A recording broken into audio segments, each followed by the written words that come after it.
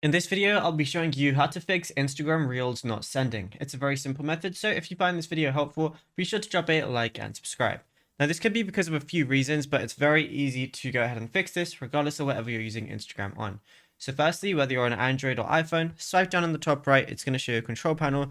Turn on airplane mode just to reset all your internet and database things, and then turn off airplane mode again, and then, just try and go back to your Instagram account and then try and open it, try and send a reel and see if that works. Then what you want to go ahead and try and do if that doesn't work is go over to your settings application, scroll all the way down to apps at the very bottom, and then go ahead and locate your Instagram application. You can even type it in if you want to, but go ahead and click on it. And then you just want to make sure it has access. Like if you're sending a reel from yourself or an image or anything, you want to make sure it has full access. Then what you want to do is go over to general, then go to iPhone storage, then look for Instagram over here. So what we want to do now is clear the cache, go to Instagram and go to offload app.